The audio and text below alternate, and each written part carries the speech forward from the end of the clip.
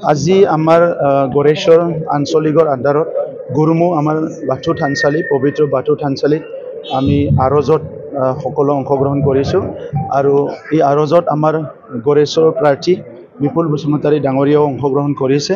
আমাৰ বাথৌ ধৰ্মটো সবচে পুৰণি ধৰ্ম আৰু বাথৌ ধৰ্ম আমি সকলো ক'ব নোৱাৰা সময়ৰ পৰাই পালন কৰি আহিছোঁ আৰু বাথৌ সিজৌ গুডি যেটো বাথৌ বুলি কয় সিজৌ আমাৰ গছ আছে ইয়াৰ গুডিত থাকি বা ইয়াৰ ওচৰত থাকি আমি প্ৰাৰ্থনা কৰিলে সবৰ মনৰ কামনাবিলাক পূৰণ হয় বা আমি শান্তিৰে আগুৱাই যাব পাৰোঁ। এই কথাবিলাক আমি বিলিভ কৰোঁ আৰু সেই হিচাপে আজি আহিছোঁ।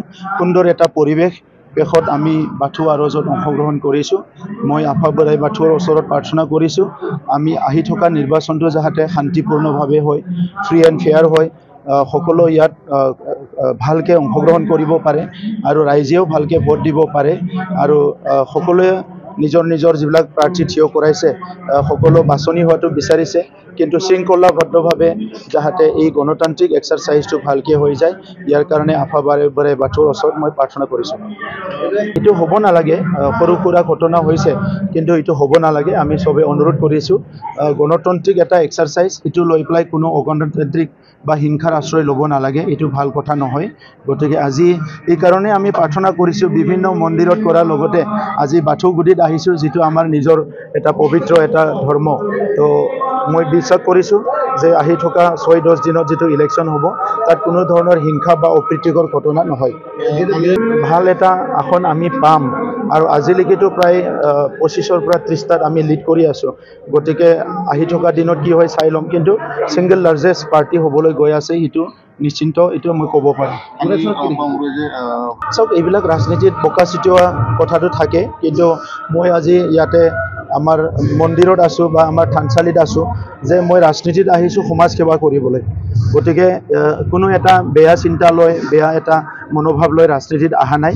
ৰাজনীতিটো মোৰ জীৱনৰ উদ্দেশ্য আৰু লক্ষ্য নাছিল, তথাপিতো এটা পৰিৱেশত মই ৰাজনীতিত আহিছোঁ আৰু সেই পৰিৱেশটো হৈছে বড়োলেণ্ড অঞ্চলটো আগুৱাই লৈ যাব লাগে, শান্তি প্ৰতিষ্ঠা কৰিব লাগে, সমন্বয় কৰিব লাগে আৰু সকলো জাতি জনগোষ্ঠী মিলি 35 লাখ জনগণক আগুৱাই লৈ যাব লাগে, সেই চিন্তা লৈ আহিছোঁ।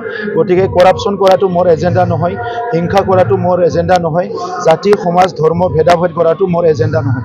এই তাৰিখত চাবলৈ গ'লে মই দেখা পাইছোঁ 8,000 পৰা 12,000ত ব্যৱধানত জয় হ'ব।